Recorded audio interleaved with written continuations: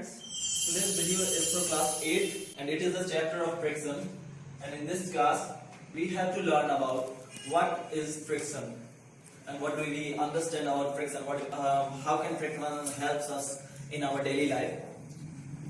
तो आज की क्लास स्टार्ट करते हैं हम, जो कि 8 क्लास के लिए है। इसमें हम फ्रिक्शन के बारे में पढ़ेंगे कि फ्रिक्शन होता क्या है। फ्रिक्शन के बारे में जाना जाए तो कभी भी जब हम एक चीज को पुश एंड पुल करते हैं तो उस पर एक अलग सा फोर्स जनरेट होता है। उस फोर्स के कारण वो ऑब्जेक्ट एक जगह से दूसरी जगह जाता है। उस दौरान जाने के समय जो घर्षण पैदा होती है या जिस स्पीड के दौरान वो जाता है उसे हम कहते हैं friction. So we can say that अगर एक ऑब्जेक्ट यहां पे है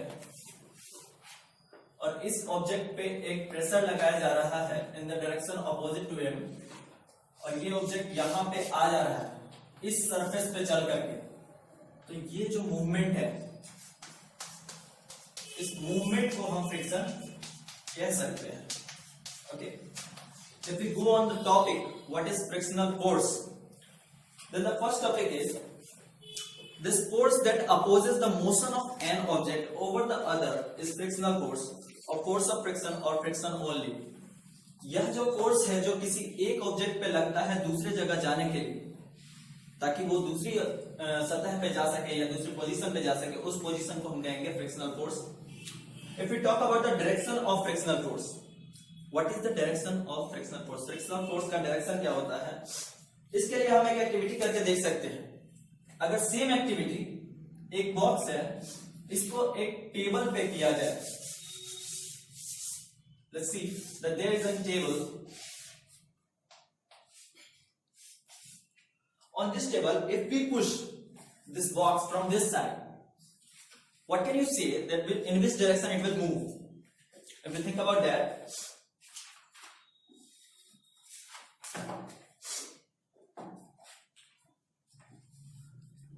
हम जिस भी डायरेक्शन में फोर्स लगाते हैं फ्रिक्शनल फोर्स हमेशा उसके अपोजिट होता है। मींस अगर आप इस डायरेक्शन में फोर्स लगा रहे हैं तो फ्रिक्शनल फोर्स हमेशा इधर की तरफ होगा।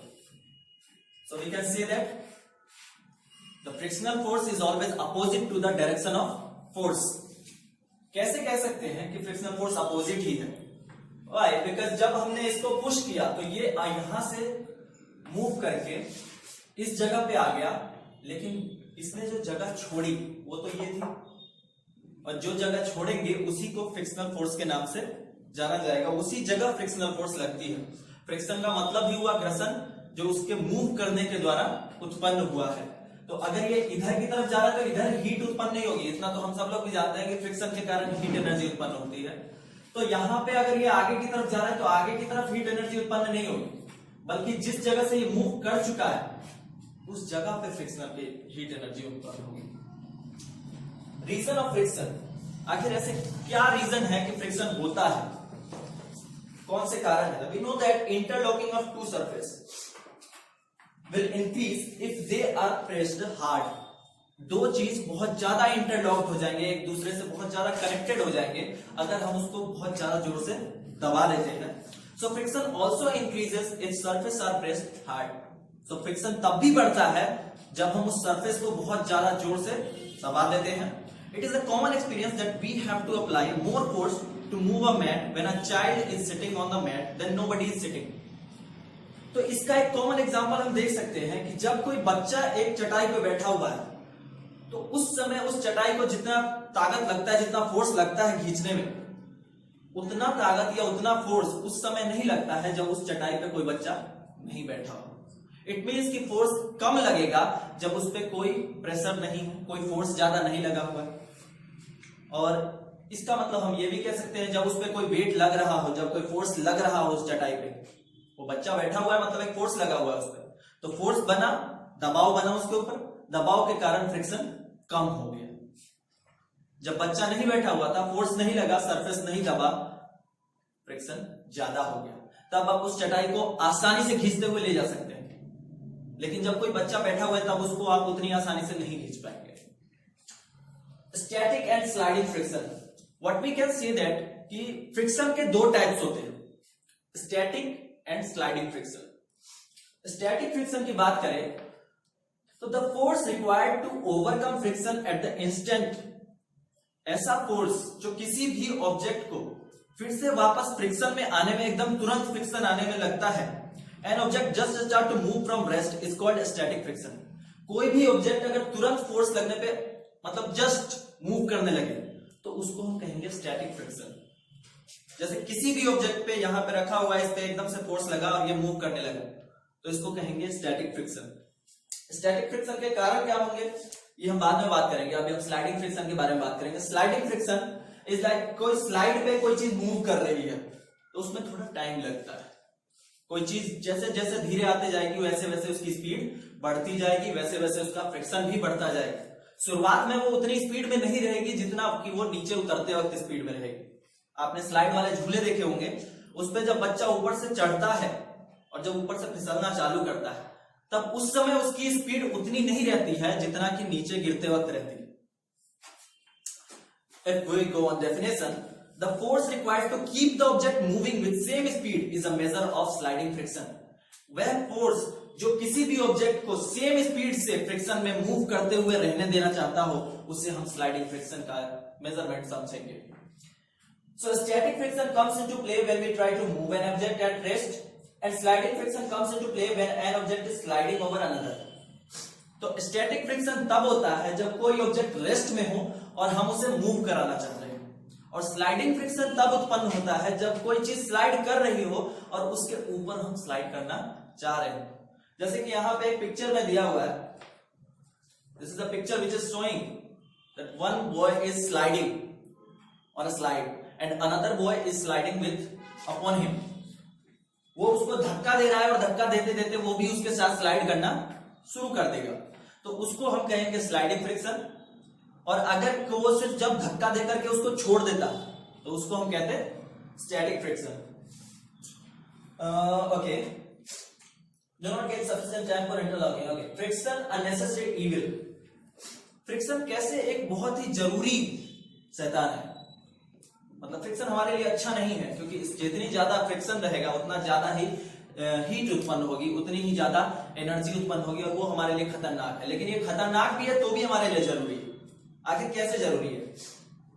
सो friction is regarded as an evil. It is because friction is harmful for us, but it is also important for us in some works. Like first, wastage of energy. कभी कभी ये energy के wastage होने से बचाता है। आप किसी चीज को जितनी ताकत लगा करके 1 घंटे में करेंगे, फ्रिक्शन के कारण वही चीज 1 मिनट में हो जाती है। ट्रेन अगर उतने भारी भारी डब्बों को रोड पे घसीट के ले जाए तो टाइम लगेगा, बट वही जब पटरी पे लेके जाता है तो पटरी का सरफेस क्या होता है? चिकना होता है, फ्रिक्शन ज्यादा होगा।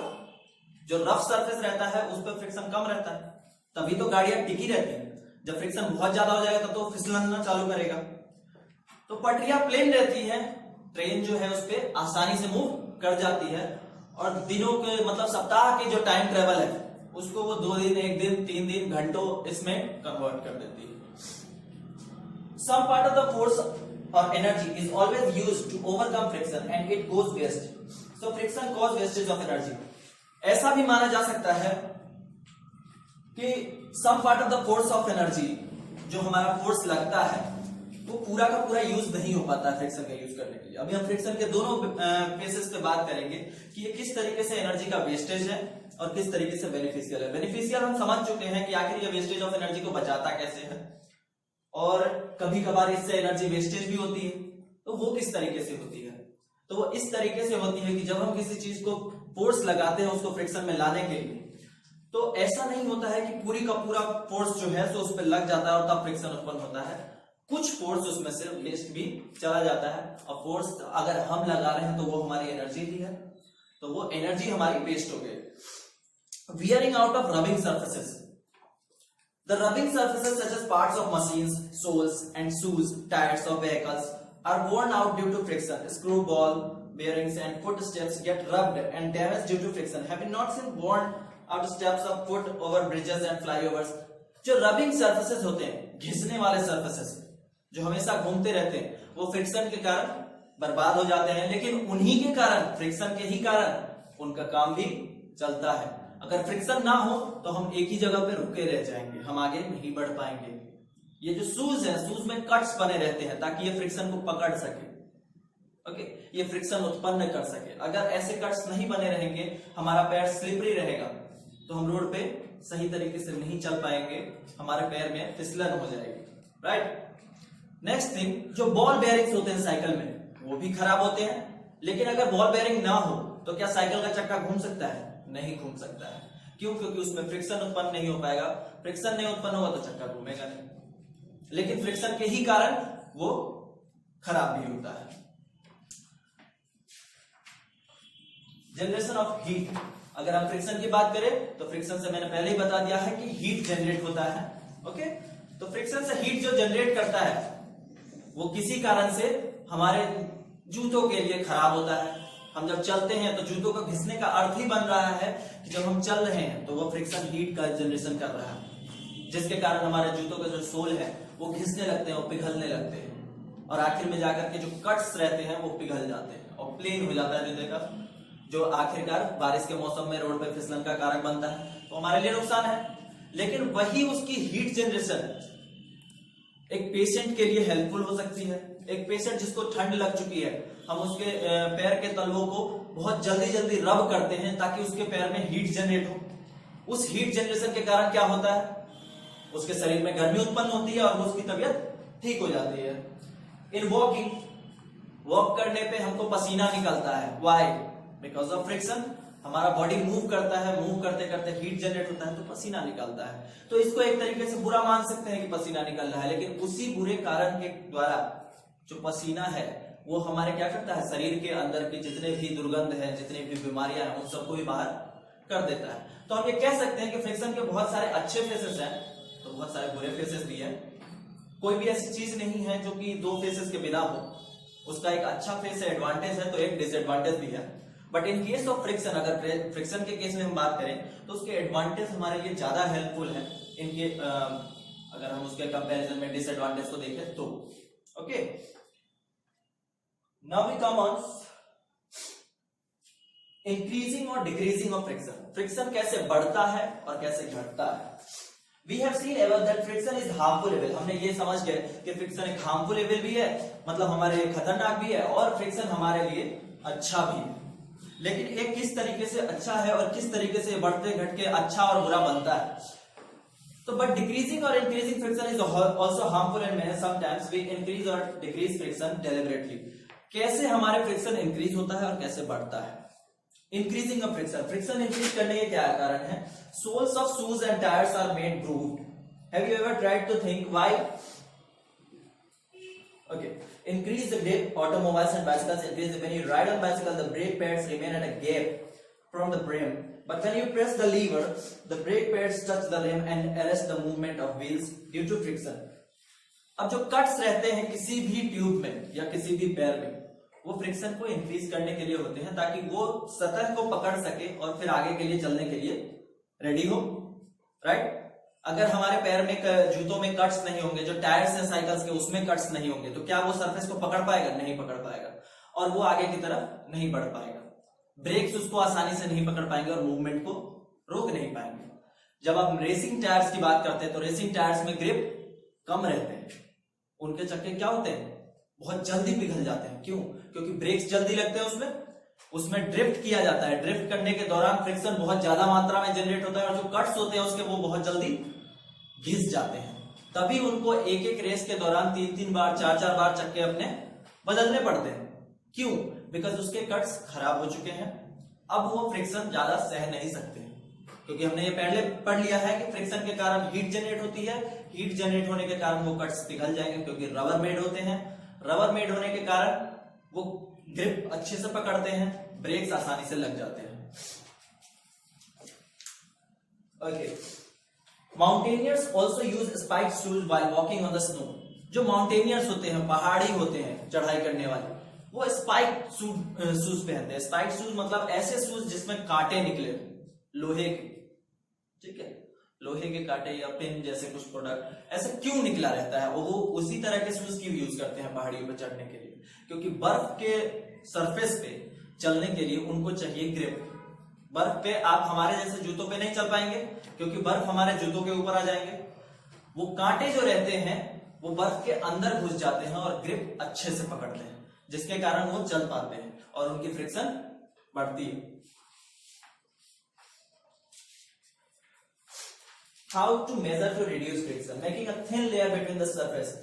अब होता क्या है, हम फ्रिक्शन को रिड्यूस कैसे कर सकते हैं? फ्रिक्शन को कम करिएगा तो स्पीड ज्यादा बढ़ेगी। वी कैन से दैट, आपने चैन पे ल्यूब्रिकेटिंग ऑयल चढ़ाते हुए लोगों को देखा होगा। उससे क्या होता है, चैन पे जब ल्यूब्रिकेटिंग ऑयल चढ़ाया जाता है तब उससे उसके ग्रिप्स प्लेन हो जाते हैं और उसका फ्रिक्शन कम हो जाता है, जिससे कि वो आसानी से मूव आप कर पाते हो। बॉल बेयरिंग्स में आप तेल डालते हैं, तेल डालने के कारण उसके ग्रिप्स पे तेल की एक परत चढ़ जाती है, थिनेस्ट लेयर, जो क्या करती है उसके कट्स को भर देती है और फिर वो एकदम प्लेन स्मूथली चलता है। आप उसको स्पीड में चला सकते हो। साइकिल में ऑयलिंग डालने के बाद साइकिल बहुत तेज चलती है, पंखे में ऑयलिंग करने के बाद पंखा तेज चलता है। आपके जूते जब फिसलन वाले हो जाते हैं, जब उसके सोल घिस जाते हैं, तब आप यहां से दौड़ते हुए जाते हैं, ब्रेक मारते हैं तो फिसलते हुए आगे तक जाते हैं।